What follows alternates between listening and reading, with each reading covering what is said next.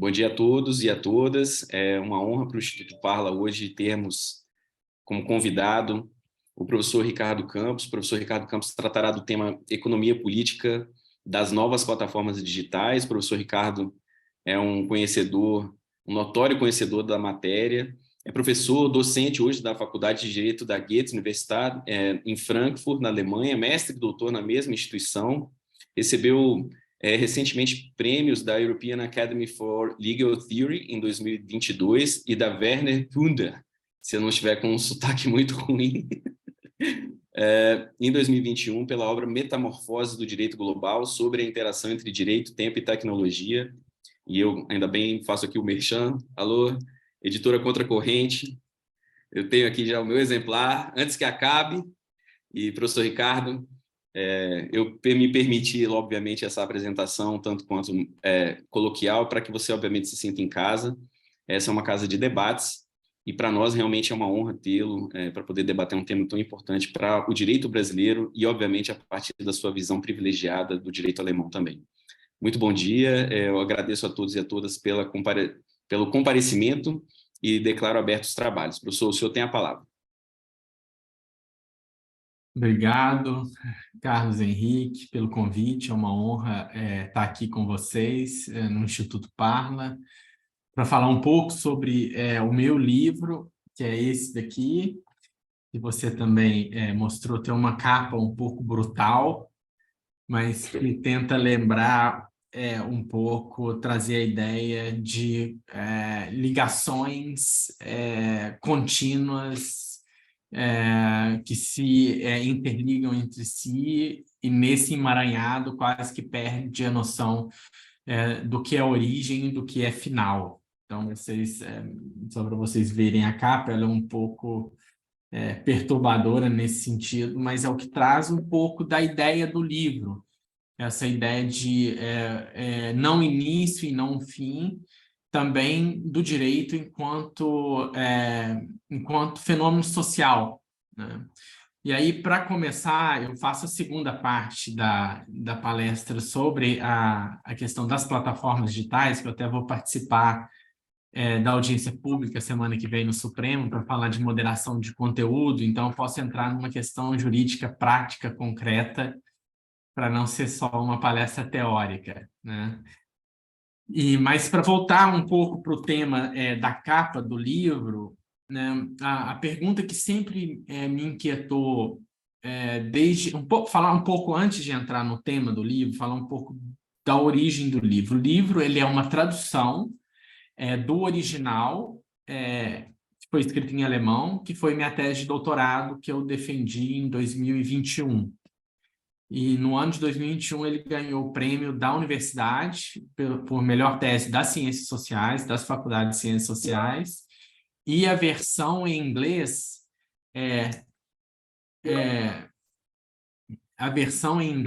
ela ganhou a tradução para o inglês, ganhou o prêmio da Academia Europeia de Teoria do Direito. E foi uma grande surpresa para mim, porque eu não sou native speaker em nenhuma das duas línguas, nem no inglês e nem no alemão. Então, também só um segundo. Também, então, para a gente é um pouco para a gente ver o brasileiro, como a gente tem capacidade de competir fora da nossa própria língua, fora da nossa zona de conforto, com pessoas que estão na sua zona de conforto e podem escrever na sua própria língua, né? E o livro, então, tem esse contexto, ele é fruto de um certo debate típico de Frankfurt, que parte do pressuposto que o direito ele faz parte da sociedade, ele é um recorte da sociedade, ele é um produto da sociedade, e não é tanto como a gente tende a estudar nas faculdades. O direito está nas leis, né? Então ele é um pouco ele é um pouco de um produto desse milieu intelectual de Frankfurt. E já entrando no ponto claro da capa, né, da ideia de sem fim, sem começo, era algo que sempre, desde o início do meu estudo do direito, sempre me intrigou, que era essa ideia da referência do direito, da origem do direito, né? Qual que é a referência do direito, né? Para ele se sustentar, né? Então, na faculdade, o primeiro incômodo que eu tive e que chamou atenção era que eu estudei nos anos 2000, de 2002 a 2008, também fiz uma parte da graduação na Alemanha, e eu vivi um pouco da crise daquela ideia tradicional de que o direito era baseado em normas postas pelo Estado, né?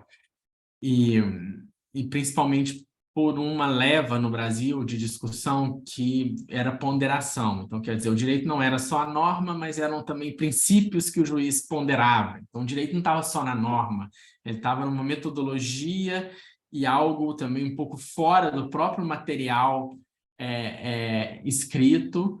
E esse tipo de abordagem, né, de pensar o direito fora do legislador, ele é uma recorrência, por exemplo, na sociologia. A gente tem um grande sociólogo, chama Eugen Ehrlich, que escreveu sobre uma região chamada Bucovina, no leste europeu, que é uma região habitada por vários povos.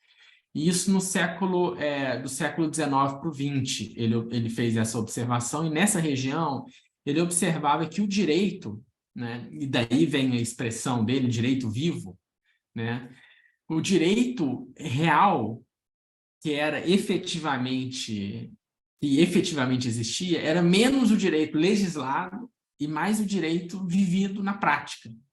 E aí a gente tem que pensar, por exemplo, nas famílias judaicas e no direito de herança, por exemplo, ou no direito de família, né, em que as comunidades daquela época praticamente negligenciavam o direito estatal, o direito posto que a gente aprende na faculdade. O conceito de direito vivo é um conceito muito interessante que faz carreira depois no constitucionalismo global em outros pontos. Mas nesse ponto do Eugen Ehrlich, é interessante perceber que ele já mostra para a gente que o direito não era meramente um direito posto pelo Estado. O fenômeno jurídico não lida só com isso. Por mais que a gente vá a tribunais, advogue em tribunais nos referindo a leis, a dispositivos legais, o direito não é só isso. Mas o direito é o quê, então? Qual que é a referência do direito? E aí, se a gente parar para pensar em correntes modernas que também tentam explicar isso, a gente vai ver que existe uma tendência a ver a origem do direito, ou a referência do direito na economia. Isso tanto no marxismo, né, que vê o direito como uma caixa de ressonância de relações econômicas, quanto também no vestuário moderno da análise econômica do direito, que tenta, de certa forma, reduzir a interpretação jurídica, os mecanismos jurídicos, a uma forma econômica de enxergar o mundo, né? E quando a gente também olha para o direito, lógico, ele é inserido numa sociedade econômica, né, com um primato da economia, mas também ele não é só economia, né? E isso vai intrigando a gente se pergunta, então tá bom, direito, qual que é a referência do direito? Então a gente vai, por exemplo, para questões democráticas, né, de teoria da democracia. A gente costuma, então, também ver o direito, até como ele é falado na imprensa de massa, que o direito é o direito democrático, é o direito vindo do legislador democrático eleito pelas pessoas. E quando a gente olha também bem para o direito, a gente descobre vários mecanismos dentro do direito que visa justamente proteger o direito contra a democracia, né? Por exemplo, jurisdição constitucional. É uma proteção do direito contra a vontade de uma maioria, né? E ela é uma jurisdição constitucional vivida quase todos os dias, também na realidade brasileira. Outro exemplo são direitos subjetivos, dos mais simples possíveis, são direitos frente ao Estado, em que a ideia central é garantir à sociedade uma própria auto-organização frente contra também intervenções estatais, seja ela democrática ou seja ela tirana, seja vontade da democracia, seja vontade de um tirano. Então, também o direito não é não se pode reduzir o direito, nem à economia, nem ao Estado e nem à democracia. Tá, mas o que é o direito? De onde que vem essa referencialidade? E essa é uma questão central para entender um pouco da relação entre direito e tecnologia, né? E o que a gente passa a ver ao longo do tempo e refletindo sobre essa questão da referência do direito é que a característica do direito moderno, né, para ele ser um garantidor de liberdade, e liberal no sentido de liberdade, de garantir liberdade, ele sempre tem que ser um direito que não tem referência. Ele não pode ter referência, ele não tem referência em Deus, ele não tem referência, quer dizer, uma referência única, né? Lógico que ele pode ter influências, né? E o direito moderno, então, ele passa a ser caracterizado por uma completa falta de referência concreta a algo.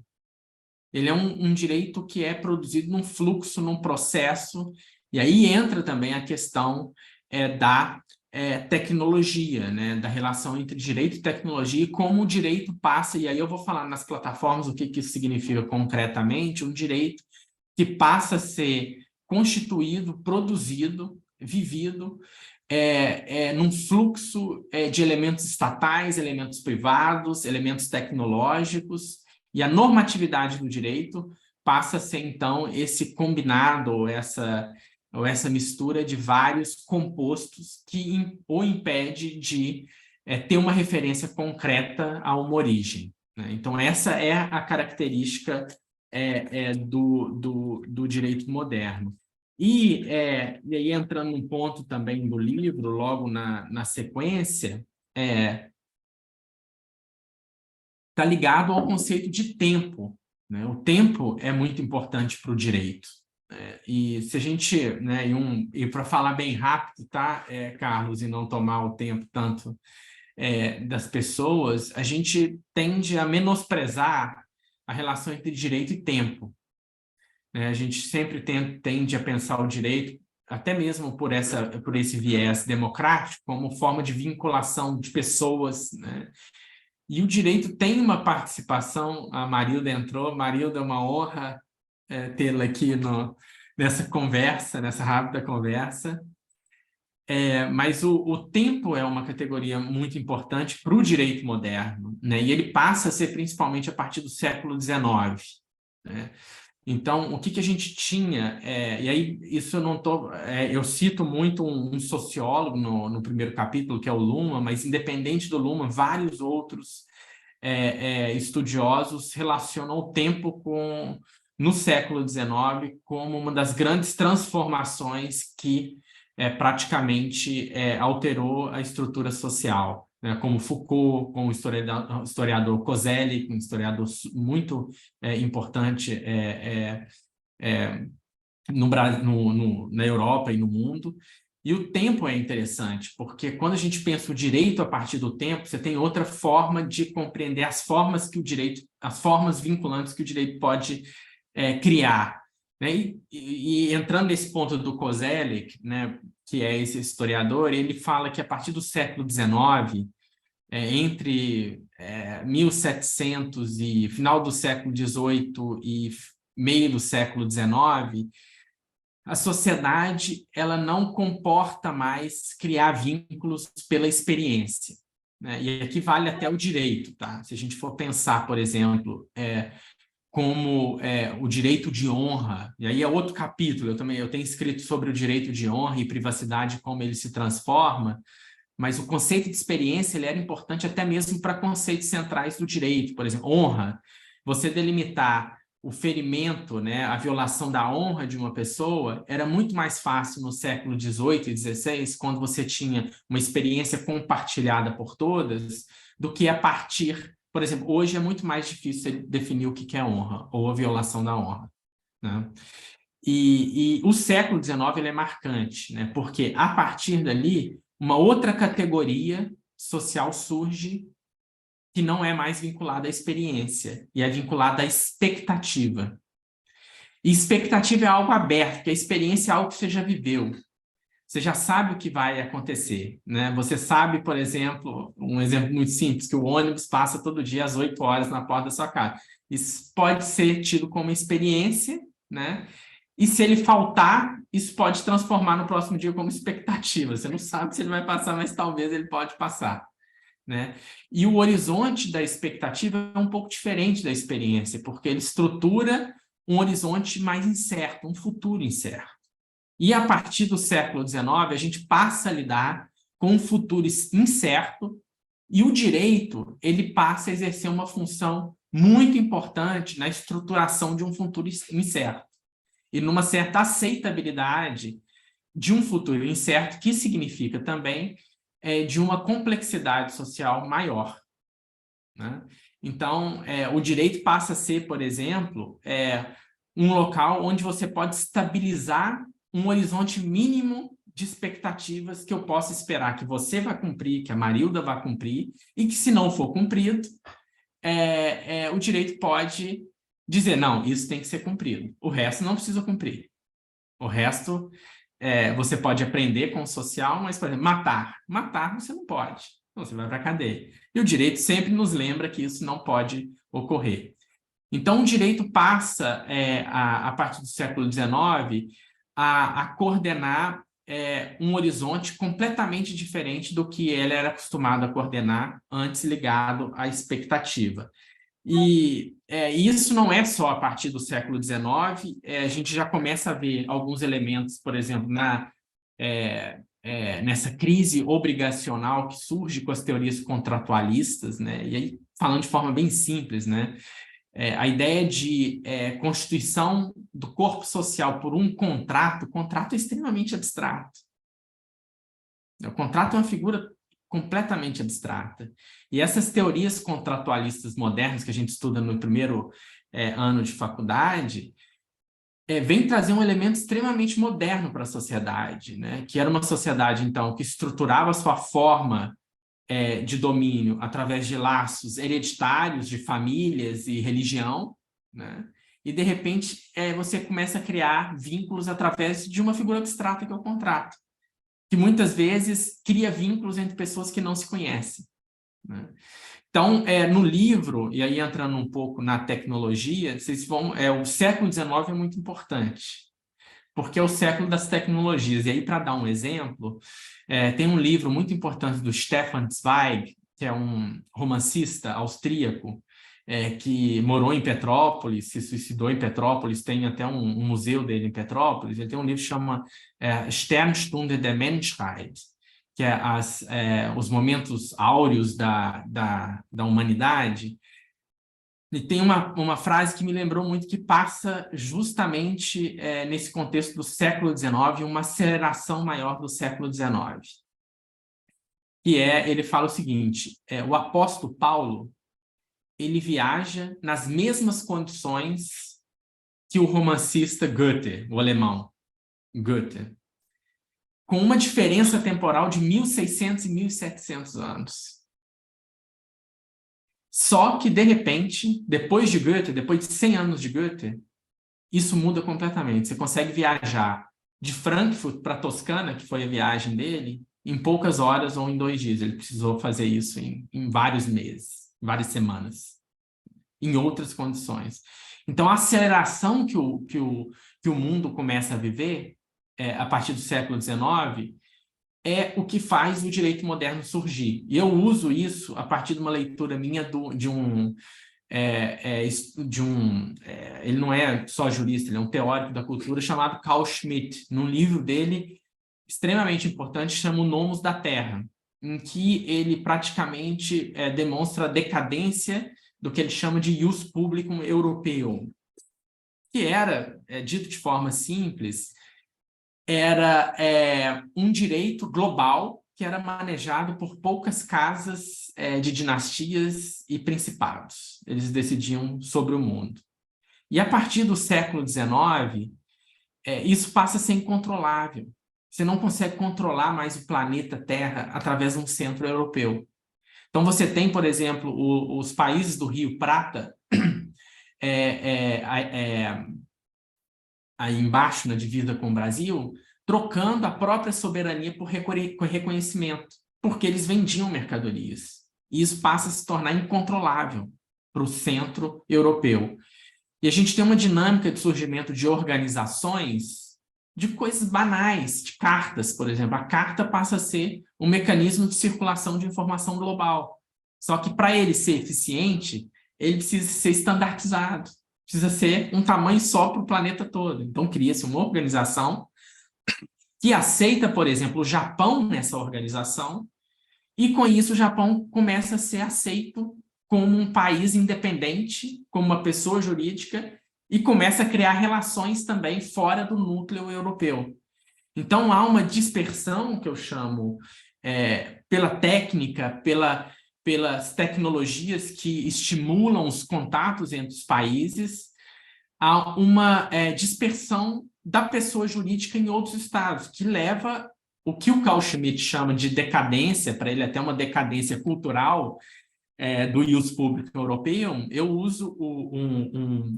um historiador britânico, que faleceu há uns 8 anos, chama Chris Bailey, que é o surgimento do mundo moderno. A gente tem, por exemplo, em 1908, o primeiro café brasileiro sendo aberto em Tóquio. Isso completamente à parte de qualquer controle europeu. Então, a gente começa a ter uma cultura do chá. Né? Então, a gente passa a ter uma troca intensa devido a tecnologias de locomoção que tem um reflexo direto no direito e transforma completamente como a semântica e a normatividade jurídica é gerida na sociedade global. E aí, antes da gente entrar na parte de plataformas digital, e voltando um pouco para a questão da referência do direito, eu sempre acho que o direito, procuro ver o direito surgindo de situações banais, né? Por exemplo, essa nossa aqui, né, como isso aqui revoluciona, por exemplo, a educação, né? Uma plataforma de hospedagem em nuvem que influencia diretamente, transforma a educação e transforma o direito da educação, por exemplo. Né? E um exemplo que eu acho muito interessante é a invenção do gramofone. A princípio, é só um instrumento musical, mas ele carrega em si uma revolução de como a normatividade jurídica geria, por exemplo, a questão do direito do autor. O gramofone, ele surge numa virada mediática, que um teórico da mídia chamado Friedrich Kittler chama, porque ele sai do papel e passa para um novo meio, que é a voz. E para quem toca música, né, toca piano, toca algum instrumento, vai aprender notação musical. Até o século XIX, a forma de proteção do direito de autor era a notação musical. Você comprava as notas, né? E nisso era, de alguma forma, protegido do ponto de vista do direito de autor. Com o gramofone, não é mais a nota que tem a proeminência, é a voz do artista. Então, como proteger a voz? A voz é muito mais difícil de proteger do que o papel. Né? E aí tem vocês colocam no Spotify o Enrico Caruso, que é um italiano que praticamente se confunde com o gramofone. As maiores empresas de gramofone contratam o Enrico Caruso e ele vira o grande expoente dessa era do gramofone e também do direito autoral. E essa nova forma, a proteção da voz, não cabia mais numa conexão entre estados, entre direitos estatais que vão fechar acordos de cooperação. Pressuposto para um manejo de uma nova proteção do direito de autor a inserção da organização. E aqui não organização no sentido estatal, ela é meio estatal, meio privada, e cria-se um escritório em Berna, na Suíça, onde, a partir dali, praticamente tem um discurso grande sobre isso no livro, a partir dessa organização, você começa a criar uma forma de proteção através de junção das empresas que vendem, de contatos com países, a proteção do direito do autor ligado à voz do gramofone. E a normatividade jurídica, então, ela passa a depender de outros pressupostos, que é, por exemplo, a organização, para que ela passasse a ter alguma efetividade, porque o contato entre estados não conseguia abarcar mais a complexidade dessa nova tecnologia. E isso funciona até um certo sentido. E essa onda que eu chamo de direito das organizações, ela é extremamente ligada à tecnologia, tá? Eu vou dar um exemplo também banal aqui. A minha avó tinha uma máquina de costurar que era a Singer, né? E a minha avó era humilde, né? Então, se a máquina quebrasse, ela não podia jogar a máquina fora. Ela tinha que comprar o parafuso. O parafuso foi um dos movimentos mais importantes do século XIX, dessa leva de direito das organizações. Criou-se uma organização para determinar normas técnicas de parafusos no mundo. Por quê? Havia, com a industrialização e a venda em massa, uma demanda muito grande de uniformização de parâmetros de parafusos, porque as máquinas eram vendidas no mundo todo como a máquina Singer, né? Então a gente vê na virada do século XIX para o século XX o direito e aí aqui a gente pode pegar vários ramos do direito, tá? A gente pode olhar isso hoje na OMC, nos painéis da OMC, como a organização ela molda um tipo de normatividade jurídica, mas isso vem de muito antes e muito ligado a tecnologias simplistas, tá? E isso tem, por exemplo, a organização, a Liga das Nações, alguns comitês de trabalho ligado, por exemplo, direitos de imagem para comunicação entre jornais, como proteger o direito de imagem quando a fotografia é publicada num jornal de Paris, mas Frankfurt também quer publicar. Isso já existia, isso era através de organização, né? Não era através de legislação estatal, né? E aí, entrando no final, eu tenho medo de falar muito, porque o livro tem 300 e poucas páginas, quase 400. Fica à vontade, professor, fica à vontade. Mas aí, só para ilustrar, né, um direito que era centrado, então, em estados, em contato entre estados, que depois passa a ser mais mediado por organizações, e aí você pode pensar nesse tipo de organização e também organizações multilaterais, como a Liga das Nações, que dá origem depois à ONU, né, e também questões bem simples, ligadas a, por exemplo, organizações bancárias, que definem padrões de transferência, né? Só que isso passa também, esse direito, que é a normatividade jurídica que é manejada por organizações, passa, então, por uma nova transformação, que é o que a gente vive hoje, que é o direito ou a sociedade das plataformas. E aí esse é o desafio que a gente tem hoje regulatório. Talvez tenha um outro que venha da inteligência artificial, que não é ligado ao movimento de plataformização, mas eu queria falar desse limiar, dessa passagem dessa sociedade de organizações para a sociedade de plataformas, ligada ao caso concreto, até para ficar agora um pouco mais jurídico, da regulação de plataformas digitais. E aí, para começar nesse capítulo final de fechamento da minha fala, tem uma primeira frase de um livro do sociólogo alemão Niklas Luhmann, de 93, que é um livro sobre a realidade dos meios de comunicação em massa. A primeira frase desse livro é muito interessante. Esses grandes autores, eles sempre começam com uma grande frase e terminam com uma grande frase, né? E a frase que ele começa é o seguinte: tudo o que nós sabemos sobre o mundo e sobre a sociedade, nós sabemos através dos meios de comunicação em massa. 1993. Enquanto a internet ainda não estava popularizada.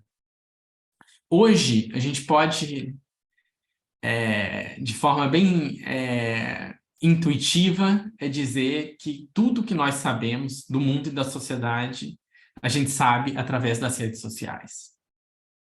Então, elas ocuparam os lugares dos meios de comunicação em massa. Não que ela possa ser comparável, como tem sido feito por algumas grandes autoridades, né, e é disso que eu vou falar um pouco, aos meios de comunicação em massa, né? E aqui reside a diferença. A organização, enquanto meio de produção da informação social até o meio da década de 90, ela tem uma característica muito peculiar. que é a própria organização, ela produz conteúdo. Né? Então, por exemplo, vamos pensar aí o jornal o Globo, ele produz o conteúdo, ele tem uma redação. E qual que é a diferença? E aqui falando de forma bem simples, para plataforma, o Facebook não produz conteúdo. Ele maneja conteúdo de terceiro. E aqui é uma diferença central da sociedade de organização para a sociedade de plataforma. Você tem um mercado que, de certa forma, na forma da remuneração é a mesma, né? Ambos ganham dinheiro com publicidade, vendendo publicidade para o seu público, não ganham dinheiro de outra forma, não que a gente saiba. E essa segunda e as plataformas, então, essa economia de plataformas, ela tem a característica de produzir um mercado que é todo um mercado gerado por terceiros. A gente pode pensar até na Amazon, em outras plataformas, mas vamos ficar no exemplo aqui do mercado de opiniões, né?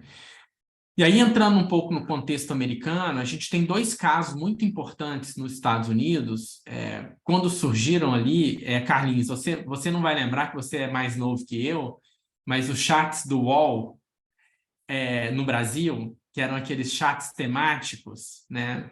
A gente está falando daquilo ali, entendeu? Que surge nos Estados Unidos, fóruns em que o dono do negócio disponibiliza um espaço para terceiros gerarem conteúdos. E aí surgia um problema muito simples. Como quem é responsável, por exemplo, por um conteúdo ilegal que é colocado ali dentro? Há um dever de remoção desse fórum, de um conteúdo ilegal? E aí a gente teve nos Estados Unidos dois casos importantes que foram decididos de forma contraditória, que gerou uma insegurança muito grande, que então o Congresso americano cria um novo estatuto e uma nova norma, que é a seção 230, que agora está aí nos jornais. Antes não estava, até 3 meses atrás ela não era capa de jornal ainda. E a seção 230, ela tem uma história muito interessante de surgimento, que até, Marilda, para se pensar aí no campo da inteligência artificial. 2 senadores americanos praticamente fizeram um compromisso com as 3 grandes empresas da época americanas, que eram a Prodigy, CompuServe e a AOL, para a questão de moderação de conteúdo, e falou o seguinte: olha, pessoal, a gente vai conferir a vocês uma imunidade em termos de responsabilidade civil, mas vocês vão fazer a parte de vocês, vão fazer a moderação de conteúdo, para que isso fique saudável. E esse compromisso foi feito principalmente baseado num princípio muito simples.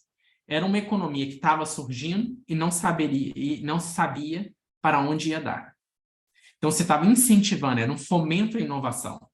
Você não sabia em 95 o que ia virar a internet. Ninguém sabia que ia ter plataforma, que ia ser plataformizado. Antes a gente entrava, a Marilda é mais nova que eu, não vai lembrar também, a gente entrava e digitava os sites para ir direto no site. Hoje a gente não faz isso. A plataformização significa que você vai em uma empresa e ela gerencia os conteúdos para você, seja por busca ou seja por um algoritmo que faz o seu feed, né?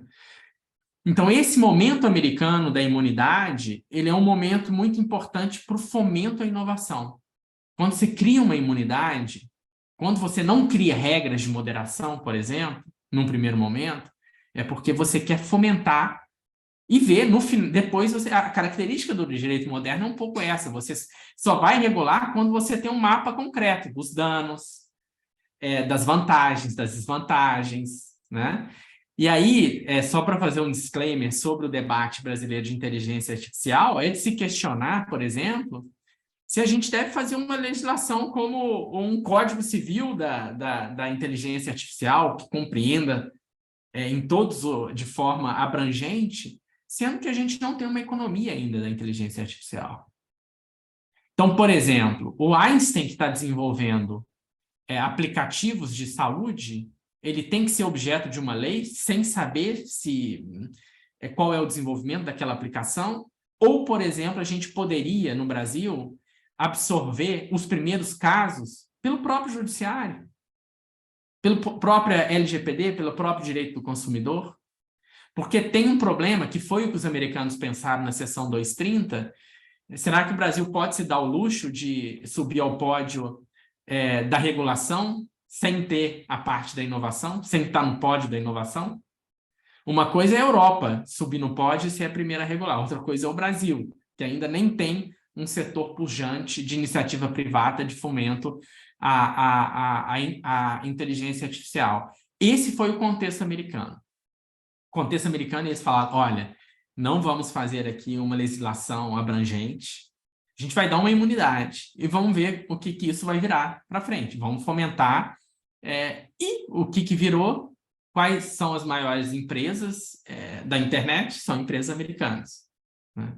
Então, a gente tem aí um claro posicionamento que teve um efeito concreto, né? E que agora a gente está aí caminhando para o final, tá? Senão eu já ia falar aqui da jurisprudência da primeira emenda e como a seção 230 ela vem cumprir uma insuficiência da jurisprudência da primeira emenda da liberdade de expressão dos Estados Unidos, mas a gente pode falar isso depois. Mas a gente passa de 95 para frente, então esse estatuto faz carreira, ele influencia a diretiva europeia de 2000, tá? Nos artigos 13, 14 e 15 da diretiva, que também conferem, de certa forma, uma imunidade. Só que esse modelo da imunidade começa a entrar em crise no momento em que a economia fica clara e você claramente consegue ver aonde acontecem os danos. E aí começa a se falar em regulação. E isso surge com a Cambridge Analytica, que é um caso julgado pela Corte Federal Americana e acaba condenando 2 russos pela interferência nas eleições americanas por um mecanismo muito simples. Uma empresa que tinha um mapa de dados grande e conseguia direcionar a publicidade, nesse caso eleitoral, para um grupo de eleitores que estavam indecisos. Então, quer dizer, você tinha um mapeamento e para a justiça eleitoral, a gente tem grandes advogados eleitorais, naquela época acho que nem se pensava em normas para isso, falar que ia criar norma, por exemplo, para advertising. E isso causa um grande medo na Europa. A gente tem depois o Brexit, e a gente passa a ter na Alemanha, então, em repercussão a esses grandes escândalos, uma nova lei, que é a Netzwerkdurchsetzungsgesetz, de 2017, que passa depois por uma reforma, melhor, né, endurece ainda mais, e hoje tem os seus pilares num novo regulamento europeu, que é o Digital Services Act, que, pelo caminhar da discussão no Brasil, o PL das fake news deve seguir os pilares centrais dessa evolução da lei alemã para o regulamento europeu. E para fechar, ligando a uma questão do Brasil, e onde está o Brasil nessa história toda da regulação? Né? O Brasil, a gente tem um marco civil, né, da internet. O Brasil não conferiu uma imunidade vasta no sentido da seção 230, mas ele criou uma imunidade à brasileira, né? E é muito simples de perceber isso. O artigo 19 tem uma lógica muito simples, né? Para você remover conteúdo, você precisa de uma decisão judicial qualificada, com aqueles parâmetros colocados pelo artigo 19. E se a gente for ver, hoje no Brasil, quem entraria na justiça para uma remoção de conteúdo? Qual cidadão comum entraria? A gente vê, eu trabalho no escritório que faz isso, eu vejo muito empresário e político. O cidadão comum, vamos pôr aí, 95% da população nunca entraria na justiça para remover um conteúdo. Ou muito dificilmente. Então, você cria uma imunidade com o senso de acesso à justiça, né? Então, você tem um acesso de justiça formal e não material. E qual foi o caminho europeu da lei alemã? eles perceberam que migrou agora para o regulamento europeu. Eles perceberam que, por conta dessa estrutura plataformizada da esfera pública, a própria plataforma está, num primeiro momento, na melhor posição para a defesa de direitos do que o próprio judiciário. Então, se eu abrir o meu celular aqui, isso é muito simples, tá? Eu, às vezes, fico até um pouco chocado como as coisas não chegam de forma simples no Brasil. Se eu abrir aqui o YouTube, por exemplo, pela lei alemã, logo ele tem que ter claramente aqui do lado um local para o cidadão entrar com uma queixa e colocar um tag, mostrar para eles qual que é o conteúdo que seria ilegal. E chama Netzdige Beschwerden. Está bem simples aqui. Eu clico no meu nome, né? Depois que eu logo, clico aqui, aí abre um formulário, onde você próprio coloca seu e-mail, seu nome, qual que é o que você quer remover, por que você quer remover, e ainda tem um espaço para comentário. E nisso a plataforma tem que te responder. Por que ela vai remover ou por que ela não vai remover. E isso tem dois ganhos. Primeiro, um ganho da relação do indivíduo com o próprio serviço, para você saber como está sendo gerida a sua própria liberdade de expressão. Um ganho imediato. E caso você queira entrar no judiciário, você tem aqui uma base concreta, com uma justificativa, por que foi removido ou não foi removido. E você tem um segundo ganho de acesso à justiça, né? Quer dizer, a pessoa não vai para o judiciário, primeiro vai para a plataforma. Você tem um segundo que é uma geração de conhecimento a médio prazo pelos relatórios de transparência, em que a lei obriga esse manejo, né, da moderação de conteúdo, obriga a esclarecer os métodos como é feito essa moderação de conteúdo. E aí, uma crítica que surgia aqui no início da lei, não mais agora, era que haveria uma privatização da justiça. Não é uma privatização da justiça, é o tema da minha palestra. O direito não é mais só um direito estatal. Um direito, nas novas tecnologias, para ele funcionar, ele tem que se valer das posições que os privados também estão na sociedade para fazer valer o direito. Criar um âmbito regulatório em que o direito também gere conhecimento e forneça mecanismos mais ágeis do que o direito estatal tradicional. E aí a pergunta que surge, tá, mas o judiciário não tem nenhum papel nisso? Não, o papel do judiciário é essencial, ele é um observador de segunda ordem. Só que ao invés dele atuar como atua no artigo 19, pontualmente, sem ter uma visão do todo, ele passa a ter uma visão mais geral de como a moderação de conteúdo, até então unicamente feita de forma privada, está sendo feita. Em última instância, o judiciário observa quais os padrões de liberdade de expressão estão sendo construídos, estão sendo manejados pelas grandes empresas que fazem a curadoria ou o manejo da nossa liberdade de expressão. Então, isso eu tenho chamado nas entrevistas de devido processo informacional, que é algo simples, é um devido processo legal, bem simples inicial, mas que pode, logicamente, se desdobrar num procedimento, num processo jurídico bem maior, só que colocando um judiciário com um conhecimento muito maior da própria causa que ele vai julgar e do todo através, por exemplo, desses relatórios de transparência.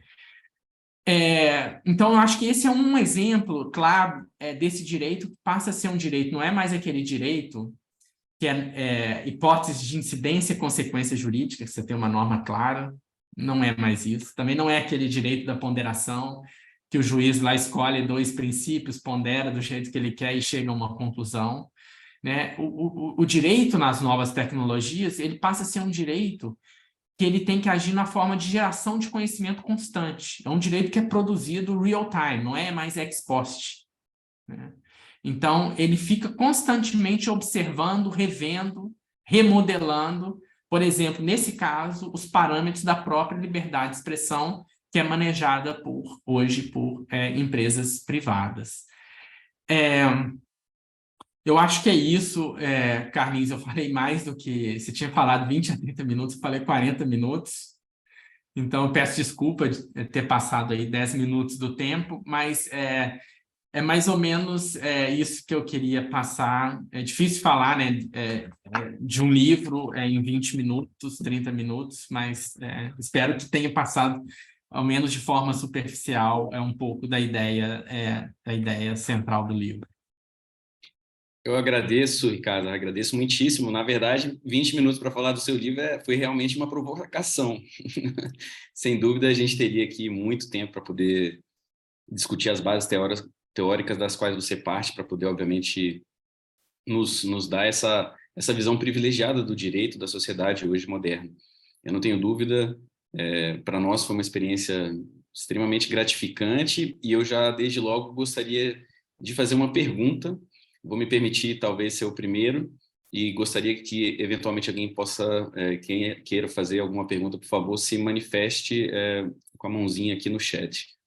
Eu queria perguntar, professor, muito rapidamente o seguinte, né? Nós temos notado, no que diz respeito às plataformas, uma influência bastante grande, quase talvez uma substituição dos partidos políticos no que diz respeito a um diálogo político com o eleitor. Eu gostaria de saber como a Alemanha tem enfrentado essa questão, né? Qual é o papel hoje das mídias sociais na Alemanha? Certamente a Alemanha tem uma realidade de uso das plataformas sociais talvez diferentes daquilo que acontece hoje no Brasil, e eu queria saber nesse sentido se é um desafio, se as plataformas digitais de alguma forma têm algum tipo de obrigatoriedade de controle nesse processo informacional do processo político eleitoral alemão. Era essa a minha pergunta. Obrigado. Nós vamos mandar para todo o município. Então, vai lá, reunir as pessoas da polícia de presença, eleger o diretório. Posteriormente, pronto, aí vai ficar bem explícito, né? Maria, chefe, tá ligado com o áudio. Ela diz o seguinte: primeiro, são três fases. Eu posso ir falando? Eu consigo ir. A questão do... E posteriormente dos membros. Né? Quem são os membros? Pronto, eu achei que... Quem organiza a chamada não consegue fazer o mute? O anfitrião consegue, eu acho. Então. Ótimo. Eu não consigo. Aí, a gente teve um caso muito importante aqui, sabe, do YouTube, antes das eleições, há 2, 3 anos atrás, que vocês podem até bater na internet, chama Rezo, R-E-Z-Z-E, que ele é um youtuber famoso, mas nunca apareceu na mídia de massa, e ele começa a fazer comentários sobre o partido, o SPD, que talvez fosse aí como no Brasil PT. E é difícil quantificar isso, sabe? Não sei como, é difícil quantificar isso, mas eles acham que teve um impacto muito grande na eleição, porque ele tem muita audiência e foi feito na semana, poucos dias antes. Isso causou um grande debate público. Tá? E aí, concretamente, do ponto de vista do direito eleitoral, eu não vejo assim, uma mudança do direito eleitoral profunda por conta disso, mas a Alemanha tem vários pilares da regulação dos meios de comunicação, que por exemplo, não só a lei alemã ou esses regulamentos, mas existe a regulação de mídia tradicional é feita por um tipo legal que são contratos entre os estados, chama Medienstaatsvertrag. Eles fizeram esse contrato novo e incorporaram várias questões, por exemplo, de transparência sobre como é elencado o algoritmo, transparência algorítmica.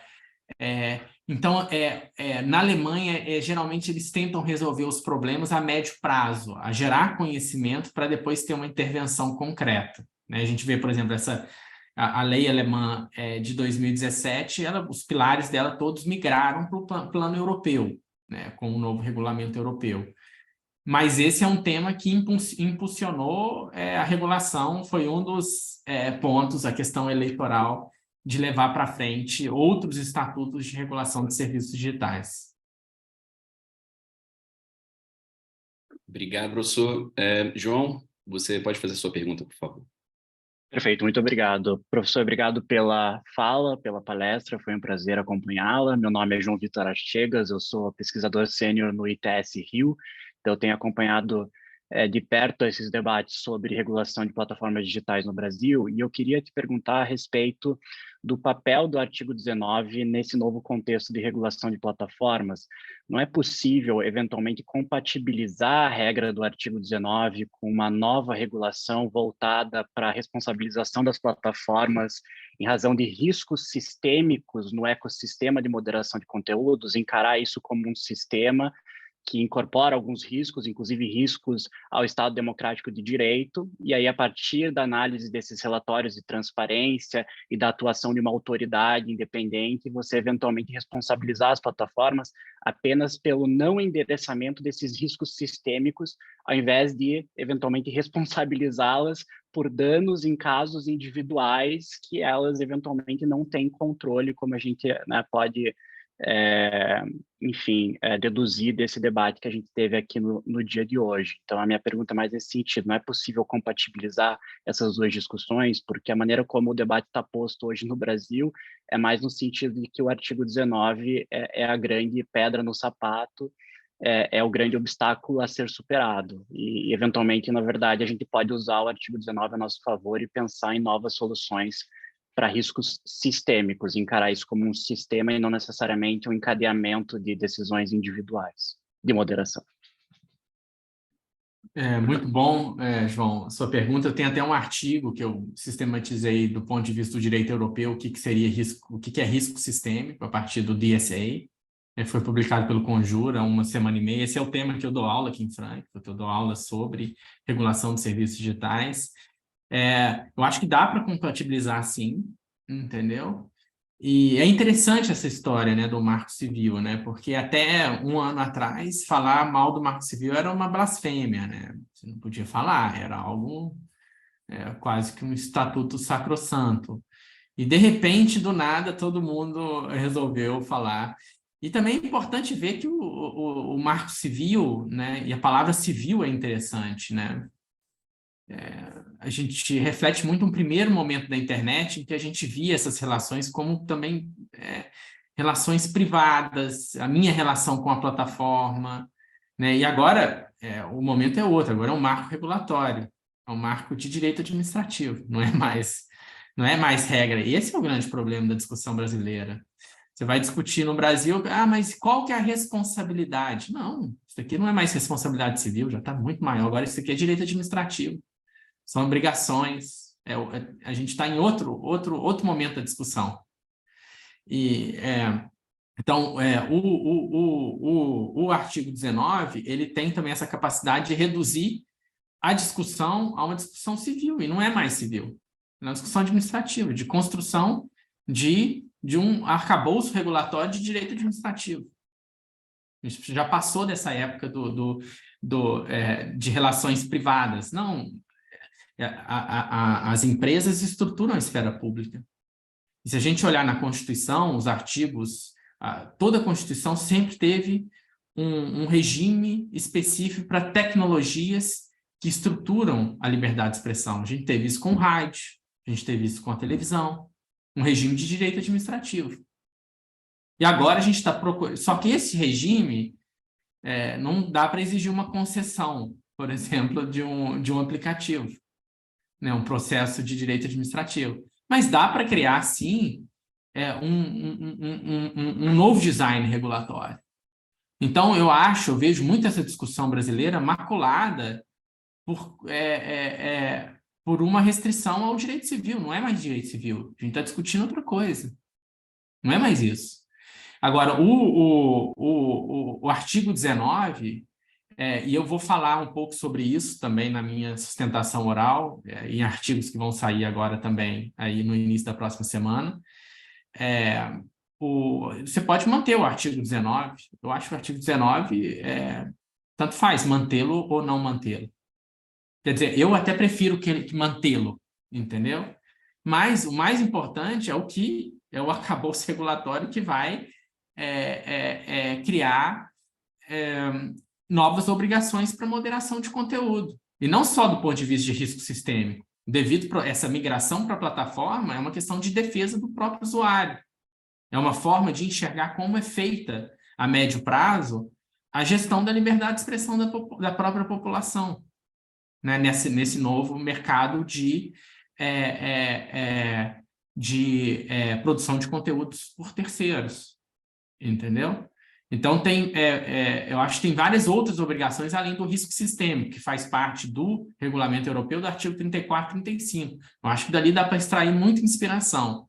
E é muito importante a gente, como foi a LGPD não é uma criação brasileira, é algo simplificado com algumas pequenas nuances do regulamento europeu. A gente não tem uma estrutura dogmática completamente diferente do padrão europeu, né? Então, e nisso, a Europa, né, o efeito Bruxelas tem sido grande. Então, é até mais seguro a gente seguir alguns parâmetros europeus do que também criar algo extremamente novo, né? Dá para adaptar alguma coisa ou outra, mas para fechar a sua pergunta, eu acho que o artigo 19 ele deve continuar, entendeu? Meu problema não é mais de responsabilidade civil, é um problema de direito administrativo. Obrigado pela pergunta, João. Lucas, pode fazer a sua pergunta, por favor. Obrigado, Carlos. Professor Ricardo, muito obrigado pela sua intervenção, pela palestra. Para mim também foi muito rica e me deixou bastante palpitante em relação, principalmente ao tema do tempo e do direito, porque eu estudo essa temática no meu doutorado. Eu faço doutorado no Brasil, na Federal do Paraná, vinculado ao UNINC, e eu atualmente estou em Paris como pesquisador visitante na Paris 1, na Panthéon-Sorbonne. Então, estou no mesmo fuso que o professor, inclusive, nesse momento. Mas a minha pergunta, embora não é sobre o tempo e o direito, embora esse seja um tema que eu até gostaria de conversar com o senhor depois, se fosse possível, é sobre um outro assunto. Tem um livro que eu ando lendo, que é esse, O Digital contra o Político. É um livro do Antoine Garrapon e do Jean Lassalle.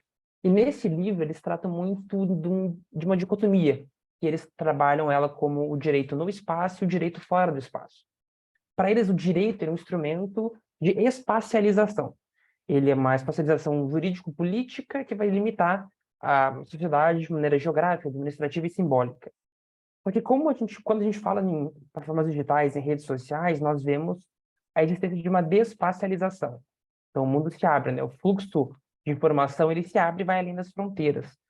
E, nesse sentido, essa é a minha dúvida. Como que, dentro de um ambiente de impacto tecnológico, de inovação disruptiva e desenvolvimento, como que nós podemos garantir a soberania em rede de uma nação, de um país? Como fazer valer as políticas públicas feitas geograficamente dentro de uma nação? Essas eram algumas inquietações que eu queria ouvir do professor. Obrigado. Muito boa pergunta, Lucas. Houve um tempo na internet realmente parecia que o Estado sumiu, até tinha uma euforia em torno disso, né? Que a internet era inatingível para os poderes tradicionais do Estado. E é o oposto que a gente vê hoje, né? Se a gente a atividade, por exemplo, do ministro Alexandre de Moraes demonstra isso, entendeu? O Estado tem força coercitiva, entendeu? E quem não cumprir a lei brasileira vai ter o serviço cortado. Eles estão discutindo nos Estados Unidos de banir o TikTok dos Estados Unidos, já banido dos servidores públicos. Existem possibilidades técnicas do exercício da coerção estatal no âmbito digital. Ela é mais difícil, entendeu? Mas existe. Só que isso traz externalidades extremamente prejudiciais à sociedade. Esse que é o problema, né? Mas não é que essa falta, né, das fronteiras delimitar a comunicação, isso, né, a gente está vendo, por exemplo, no espaço europeu, as leis europeias, quem tiver dado de europeu, mesmo estando fora da Europa, está sujeito à lei de proteção de dados europeia. E tem regime de sanção para isso. E quem tiver aqui dentro tem que seguir. Quem ganha dinheiro dentro da Europa, como no mercado de atenção europeu, vai seguir a lei europeia. Por que não? Por que não vai seguir? Qual seria o motivo? Então, assim, eu já participei dessa euforia, sabe, Lucas, há uns 10 anos atrás, mas depois a gente vai vendo que não é bem assim. Não é bem assim. Eu acho que é o momento regulatório de hoje, saindo da responsabilidade civil e indo para um regime de direito administrativo, e isso tem que ficar claro no Brasil, eu acho que não está claro ainda, reflete muito esse momento, entendeu? Do Estado colocar determinadas obrigações e quem não cumprir vai sofrer algum tipo de sanção. Né? E essa primeira euforia, né, no Brasil ficou bem claro isso, com as atitudes do ministro Alexandre de Moraes, dado a gravidade brasileira. E houve um respeito muito grande, deu para perceber que todo mundo acabou sentando à mesa, obedecendo ele, a gente concordando ou não com a forma argumentativa, mas do ponto de vista da coerção estatal e do argumento de que não, é tudo sem fronteira, não é tudo tão sem fronteira assim. Talvez para a discussão de inteligência artificial seja um pouco diferente. Aí vai ter algum tipo de nuance. Mas eu acho que a gente está vivendo uma administrativização do debate sobre a internet. Cada vez mais o direito administrativo, uma nova forma. Estou até terminando um artigo sobre direito administrativo informacional. O direito administrativo só lida com informação. E é esse o desafio do futuro. E esse tem sido o caminho europeu, tem dado certo, e talvez não como as regulações do século XIX, dada a dinamicidade, mas o elemento estatal está de volta.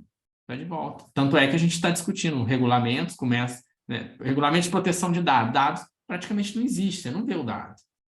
Mas tem a regulação. Conseguiram fazer uma regulação que, de certa forma, consegue mapear abusos, coibir abusos ou reparar danos, né? E esse é o desafio agora para a plataforma e depois vem para a inteligência artificial, que, a meu ver, para o Brasil poderia ser deixado um pouco mais para frente quando a gente tiver mais claro como a economia vai se estruturar.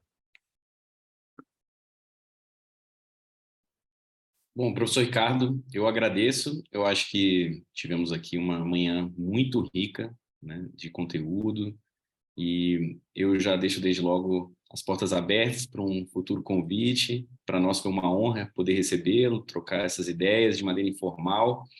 Eu acredito que todos aqui fomos brindados com a clareza na argumentação, né? Nós tratamos aqui temas extremamente complexos, mas com uma clareza de linguagem que inspira, professor. Eu agradeço mais uma vez a sua atenção, sua gentileza e cortesia conosco, pelo tempo, obviamente, e declaro encerrado, então, os trabalhos. Muito obrigado a todos e a todas que estiveram conosco no dia de hoje. Obrigado, Ricardo. Obrigadíssimo. Obrigado pelo convite.